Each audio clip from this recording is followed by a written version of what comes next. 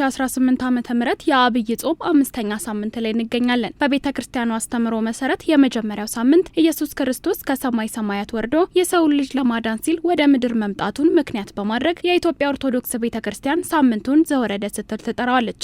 ጾም የቅድስናና ሰዎች ከፈጣሪያቸው ጋር ይበልጥ የሚቀራረቡበት ጊዜ በመሆኑ ሁለተኛው ሳምንት ቅድስት ተብሎ ይጠራል። እንዲሁም ሶስተኛው ሳምንት ምኩራብ ሲባል አራተኛው ሳምንት ደግሞ ምጻጉ ተብሎ ይጠራል። አሁን ያለንበት ሳምንት ደብረ ዘይት ተብሎ የሚጠራ ሲሆን ኢየሱስ ክርስቶስ ዳግም ለፍርድ መምጣቱንና ሚስጥረ ምጽአቱን ለደቀ መዛሙርቱ የገለጠበት ዕለት መሆኑን ያነጋገርናቸው የሃይማኖት አባት ይገልጻሉ። ይህ ሳምንት እንግዲህ ምጽአት ይባላል። የጌታ መምጣት የሚነገርበት የሚዘከርበት ምጽአት ይባላል። ወይንም ደብረ ዘይት በሚባለው እኩለ ጾም ተብሎ በቤተ ክርስቲያን አቆጣጠር በቤተ ክርስቲያን ቀመር ምጽአት ተብሎ የክርስቶስ መምጣት የምናስታውስበት ነው።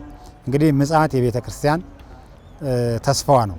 የክርስቶስ ኢየሱስ መምጣት የቤተ ክርስቲያን ተስፋ አድርጋ የምትጠብቀው ማራናታ ጌታ ሆይ ቶሎና ብላ የምትጠባበቀው መምጣቱን የሰጠንን ተስፋ የምንቀበልበት ከአምላካችን ከእግዚአብሔር ከኢየሱስ ክርስቶስ የምንቀበልበት መንግስቱን የምንወርስበት ከእግዚአብሔር ጋር የምንኖርበት ለመኖር ተስፋ የምናደርግበት ነው ምጽአት ባጭሩ። የኢትዮጵያ ኦርቶዶክስ ተዋሕዶ ቤተክርስቲያን በጾም ወቅት ከወትሮ በተለየ ለፈጣሪዋ የምታቀርበው የምስጋና ስርዓት የተለየ ነው። የጸሎትና የውዳሴ ስርዓት ከሌላ ጊዜ ለየት ያለ ድባብና ጥልቅ ትርጉም እንዳለው የሃይማኖቱ አባት ያነሳሉ። ጾመ ኢየሱስን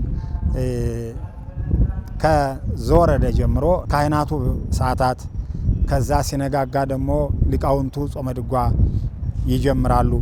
ካህናቱ ኪዳን ምእመናኑ ሁሉ በዚህ አገልግሎት በዚህ ህብረት ከቅዱሳን ህብረት ከአገልግሎቱ ከኪዳኑ ሱታፌ ያገኛሉ ማለት ነው። በዕለት ተዕለት የማህበራዊ እንቅስቃሴዎቻችን ውስጥ የሚገጥሙንን ተግዳሮቶች እንዴት መፍታት እንዳለብን ቤተክርስቲያን ታዛለች። እንዲሁም ጾም ከመጥፎ ተግባራትና ከምግብ ራሳችንን የምናርቅበት እንደመሆኑ በጾም ወቅት ያለው አመጋገባችን ምን መምሰል እንዳለበት ጠይቀናል። ክርስቲያን መንፈሳዊ ሰው ይመረምራል እንጂ አይመረመርም ነው የሚለውና ከጊዜ ቀንሶ ለጸሎት መስጠት ነው።